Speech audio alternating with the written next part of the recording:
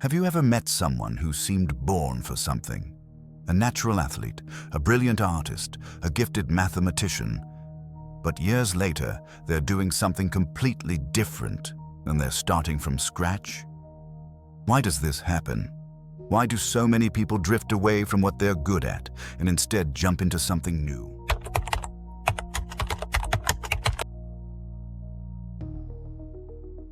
Today, I want to explore a strange pattern I've noticed.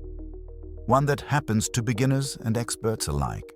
It's a cycle that feels exciting in the moment, but quietly keeps us from ever really breaking through to the next level. And yet, most of us repeat it without even realizing what we're doing. Most of us grow up hearing phrases like, "You're a natural at this," or "Wow, you have a gift." And in the beginning, that does feel good. When we start something and progress comes quickly, it's exciting. You feel confident, you feel special. But here's the catch. In any skill, the early stages are often the fastest in terms of growth. When you're starting from zero, every small improvement feels huge. You learn a new chord on the guitar. You can now play a song. You start running. You shave a whole minute off your time. This early progress can trick us into thinking the whole journey will feel like this. But it doesn't. I like to call it the wall. It's that stage where you've mastered the basics, but suddenly the progress slows down. It's not that you're bad. In fact, you're probably better than 80% of people at this point. But the improvements you need to make now require more discipline, more effort, and, well, they hurt. You have to do the boring drills, repeat the same difficult exercises, push yourself into discomfort. This is where raw talent meets actual work. And this is where many people, even the talented ones, decide it's not for them anymore. Here's where the mind plays a trick. Starting something new always feels exciting again. When you pivot to a fresh skill, you're instantly back at the fast growth phase. Everything you do feels like an achievement. You're learning quickly. People around you might say, "Wow, you're picking this up so fast." But you're just replaying the same pattern. You climb the small hill, hit the wall, and quit again. You never make it to the mountain peak. It's like planting a seed, letting it sprout, then pulling it out to plant a new seed over and over. You end up with a garden full of tiny seedlings, but no trees. Now, here's something that makes starting over even more tempting. Our phones. Social media thrives on novelty. Every scroll gives you something new, exciting, and instantly rewarding. The moment something feels boring, there's always another video, another app, another dopamine hit waiting for you. This constant diet of novelty trains our brains to crave that first-level rush. And the more we get used to instant satisfaction, the harder it becomes to stick with something that offers delayed rewards. When your brain is used to the speed of TikTok, the pace of real mastery feels unbearably slow. So the moment progress feels like it's dragging, we subconsciously look for a fresh start, just like we look for the next video.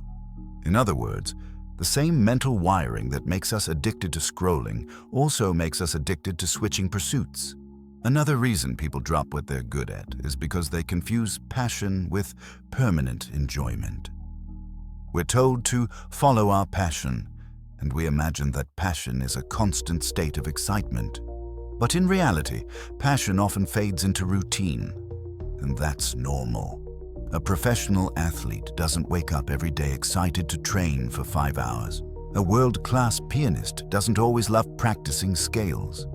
The difference is, they've learned that the real rewards are on the other side of boredom, frustration, and repetition. Passion isn't about avoiding hard moments. It's about caring enough to push through them. Here's a subtle but powerful factor. If you've always been the talented one, hitting a plateau can feel like an identity crisis. When you struggle, it can be uncomfortable to think, wait, maybe I'm not as gifted as I thought. And instead of confronting that fear, many people choose to jump to something else. Something where they can be the fast learner again. It's safer for the ego. You never have to face the reality that talent alone isn't enough. The irony is, the biggest breakthroughs often come after the wall. This reminds me of a story from Japanese craftsmanship, the tradition of the shokunin, or master artisan. In some workshops, an apprentice might spend years doing nothing but sharpening tools, sweeping floors, or shaping the same simple wooden joint over and over. One famous example is from the world of sushi. Before an apprentice is even allowed to prepare fish, they might spend 2 years just learning to make perfect rice. Every grain must have the right texture, temperature, and seasoning. No shortcuts. Japanese culture can be a great example. It's understood that perfection comes from deep repetition. The apprentice isn't just learning a task. They're training their mind to push past boredom, frustration, and self-doubt. In Japan, there's a tradition called shokunin, the path of the master artisan. And in this culture, perfection isn't something you chase for a few months. It's a lifelong pursuit. Take, for example, a master swordsmith. Before an apprentice is even allowed to touch steel, they might spend an entire year simply folding paper, learning how to crease it without a single imperfection. Only then will they move to polishing blades forged by their teacher. Polishing, polishing, polishing, until every reflection is flawless. And this can take another 2 years. Or look at the Japanese tea ceremony, where a tea master may spend decades refining the smallest motions. The angle of a bow, the sound of water being poured, the way the tea whisk moves in perfect silence. To the untrained eye, these gestures might seem trivial, but to the master, they are the essence of beauty. From the outside, this looks unbearably slow. But what it's really doing is training the mind to stay with something long after the novelty has faded. And when the apprentice finally moves to the next stage, they carry a depth of mastery you can't get by constantly starting over. If you've recognized yourself in this pattern, quitting when things get tough, here are a few things you can try. Expect the wall. Remind yourself it's not a sign you're bad. It's a sign you're growing. Measure effort, not just results. Focus on the work you put in, not only the progress you see. Give it a commitment window. Promise yourself you'll stick with something for at least 6 months after it gets hard, before making a decision to quit. Celebrate small, boring wins. If you did the reps, showed up, or made even tiny progress, that counts. The truth is, most people never find out how good they could be.